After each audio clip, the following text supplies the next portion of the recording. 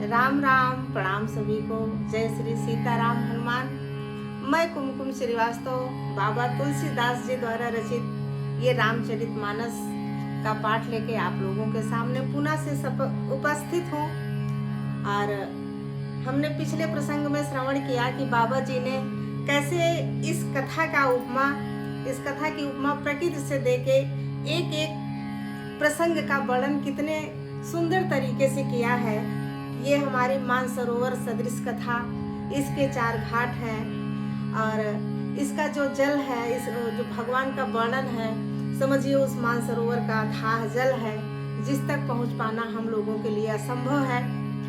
और यही वर्णन अभी आगे प्रसंग में भी है। आइए आगे प्रसंग में देखते हैं तुलसीदास जी ने कितनी उपमा देके इस कथा को कैसे ही प्रेम भरे शब्दों से कैसे समझाया है। बहुत ही सुंदर कथा है। अगर ये आप लोगों को, जैसा कि हम हमेशा कथा में कहते हैं कि आप लोगों को अगर ये भगवान की कथा पसंद आती है तो चैनल को सब्सक्राइब जरूर करिए, ताकि सबसे पहले इस कथा का वीडियो आप तक पहुंचे और हमारे साथ साथ आप लोग इस कथा का आनंद लें, इसको सुने, इसमें विचरण करें, इस अमृतमयी प्रेम भई धारा में स्नान करें। और लाइक करिए, कमेंट करिए, कुछ सुझाव हो तो जरूर दीजिए। आइए कथा के आगे प्रसंग में चलते हैं। पुलक वाटिका बाग बन सुख सुविहंग विहार, माली सुमन स्नेह जल सींचत लोचन चार। बाबा लिखते हैं कथा में जो रोमांच होता है वही वाटिका है। भगवान की कथा सुनते सुनते कभी हम भाव विभोर हो जाते हैं, रोमांचित हो जाते हैं, तो समझिए वो मानसरोवर के आसपास की वाटिका है। हमारा रोमांचित भाव हो, हमारे जो भावना है वो वाटिका के समान है।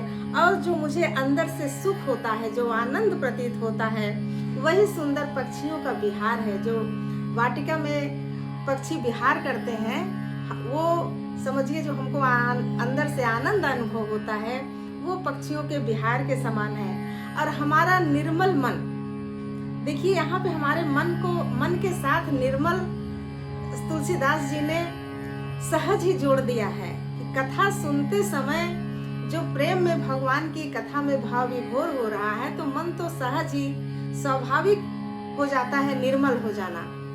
कहते हैं कि हमारा जो निर्मल मन है वो माली के समान है, क्योंकि प्रेम रूपी जल से सुंदर नेत्रों द्वारा उनको सींचता है।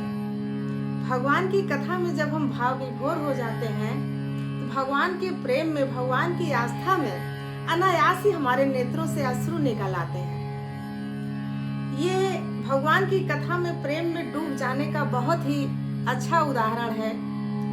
और स्वाभाविक भी है कि जब हम प्रेम में डूब जाते हैं भगवान की कथा में तो सहज ही हमारे नेत्रों से आंसू आ जाते हैं। तो समझिए उस प्रेम रूपी जल से जो हम सींचते हैं वो माली का काम करता है। जे गावहि यह चरित संभारे, ते यही ताल चतुर रखवारे, सदा सुनहि सादर नर नारी, ते सुरबर मानस अधिकारी। बाबा जी कहते हैं जो लोग इस चरित्र को सावधानी से गाते हैं वे ही इस तालाब के चतुर रखवारे हैं। इस कथा को जो श्रद्धा पूर्वक, विनम्र होके, बहुत ही ध्यान पूर्वक इसको गाते हैं, समझिए इस मानसरोवर तालाब के वो बहुत ही समझदार रखवाले हैं। और जो स्त्री पुरुष सदा आदर पूर्वक इसको सुनते हैं वे ही इस सुंदर मानस के अधिकारी उत्तम देवता हैं। बताइए बाबा तुलसीदास ने इस कथा सुनने वाले को देवता कह डाला है, देवता के समान उदाहरण दे दिया, देवता की उपमा दे दी है। अति खल जे बिसई बग कागा, यही सर निकट न जाहि अभागा, संबुक भेक सिवार समाना, यहाँ न विषय कथा रस नाना। जो अति दुष्ट और विषयी हैं वे अभागे बगुले और कौवे हैं। मानसरोवर में हंस है तो बगुले और कौवे भी रहते हैं। कहने का मतलब उनका ये है कि जो इस सरोवर के समीप नहीं जाते हैं, क्योंकि यहाँ इस मानस सरोवर में घोंघे, मेढक और सेवार के समान विषय रस की नाना कथाएं नहीं हैं। यानी जो कौवे, घोंघे, मेढक होते हैं उनको इस तरह के जो जैसे मनुष्य हैं, जो दुष्ट मनुष्य होते हैं, उनका कहना यह है कि जो जिसकी सोच समझ निम्न है, भगवान की कथा में जिसका प्रेम नहीं है, उसको ये कथा नहीं सुहाएगी। जैसे मेढक मानसरोवर में बगुला होते हैं और घोंघे मेढक होते हैं, मानसरोवर के समीप नहीं जाते हैं, उसमें उनको आनंद नहीं आता है। उसी तरह से मनुष्य की तुलना तुलसीदास जी ने दिया है। तेहि कारण आवत ही हारे, कामी काक बलाक बिचारे, आवत यही सर अति कठिनाई, राम कृपा बिनु आई न जाई। बाबा कहते हैं इसी कारण बेचारे कौवे और बगुले रूपी विषयी लोग यहाँ आते हुए हृदय में हार मान जाते हैं। जो विषयी लोग होते हैं, जो मनुष्य, जो भोगी मनुष्य होते हैं, जिनको भगवान की कथा में प्रेम नहीं है, उनकी तुलना बाबा ने बगुले और कौवे के समान बताई है कि उनका इस कथा में मन नहीं लगता, क्योंकि इस सरोवर तक आने में उनको बहुत कठिनाई महसूस होती है। श्री राम जी की कृपा बिना यहाँ नहीं आया जाता। ये भी कह रहे हैं कि जिसके ऊपर प्रभु श्री राम की कृपा होती है वही इस मानसरोवर तक पहुँच सकता है, वही इस कथा का आनंद ले सकता है, वही इस कथा को श्रवण करेगा।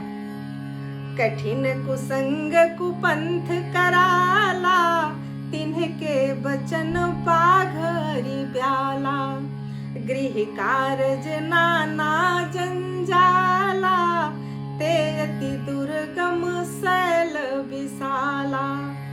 घोर कुसंग ही भयानक बुरा रास्ता है।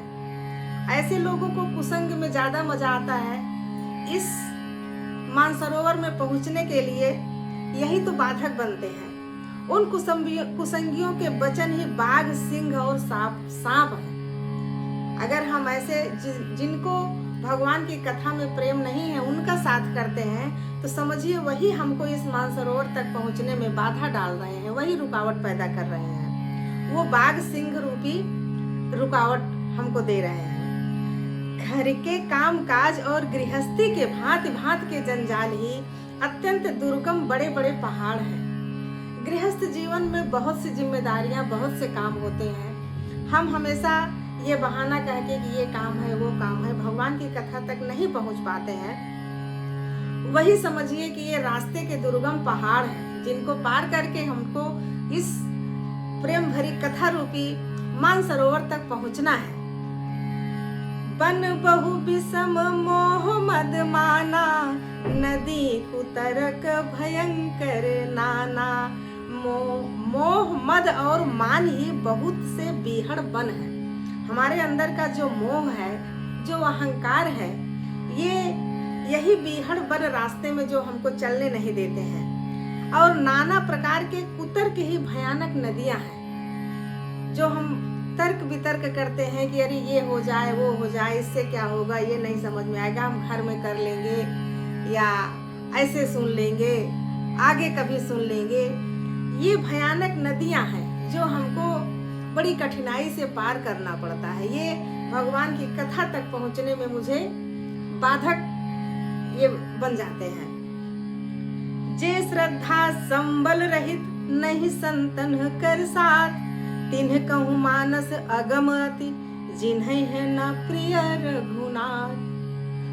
बाबा तुलसीदास कहते हैं जिनके पास श्रद्धा रूपी राह खर्च नहीं है, ये भगवान की कथा तक जाने का जो मार्ग है, और संतों का साथ नहीं है, और जिनको श्री रघुनाथ जी प्रिय नहीं है, उनके लिए यह मानस अत्यंत ही अगम है। जब जिसको हम बहुत प्यार करते हैं, जाहिर सी बात है उससे मिलने के लिए, उससे बात करने के लिए हम आतुर हो जाते हैं। उसी तरह अगर प्रभु में हमारा सच्चा प्रेम है और अटल विश्वास है प्रभु में, तो किसी न किसी तरीके से हम उनकी कथा, उनके गुणों का वर्णन जरूर ही गाना और सुनना चाहेंगे। यही सबूत है कि हाँ, वास्तव में प्रेम है। तो बाबा जी कहते हैं कि अगर भगवान के कथा में जिसको प्रेम नहीं है और भगवान जिसको प्रिय नहीं है, वही इस कथा में उनके लिए बहुत ही अगम है, बहुत ही दुर्लभ है ये कथा। संतों का साथ नहीं करते हैं। अगर हम संतों के साथ रहते हैं तो हमेशा प्रभु के बारे में बात होती रहती है, तो हमारे अंदर जरूर ही भगवान के प्रति प्रेम का अंकुरण प्रस्फुटित हो जाता है कि अरे हम ऐसे प्रभु का वर्णन जरूर सुने, इनकी कथा जरूर सुने, इनका गुणगान श्रवण करें, इनको सुने। जिनके पास श्रद्धा रूपी राह नहीं है, संतों का साथ नहीं है, जिनको श्री रघुनाथ जी प्रिय नहीं है, उनके लिए यह मानस अत्यंत अगम है। अर्थात श्रद्धा, सत्संग, भगवत प्रेम के बिना कोई इसको पा नहीं सकता है। भगवान की कथा का श्रवण करने के लिए, आनंद लेने के लिए, इस भगवान की कथा अमृत का पान करने के लिए, इस अमृतमयी नदी में स्नान करने के लिए पहले तो हमको प्रभु से प्रेम जरूरी है और संतों का साथ बहुत ही आवश्यक है। तभी हमको खुला मार्ग मिलेगा इस कथा तक पहुंचने के लिए। और भगवान की ये अमृतमयी कथा बाबा तुलसीदास जी द्वारा रचित, प्रातः स्मरणीय कवि शिरोमणि तुलसीदास जी द्वारा रचित, कितनी ही भाव विभोर कर देने वाली ये कथा। विराम देने की इच्छा तो नहीं होती है, लेकिन आज की कथा यहीं पे हम विराम देते हैं। अगला प्रसंग अगले भाग में लेके आप लोगों के सामने पुनः उपस्थित होंगे। तब तक के लिए राम राम।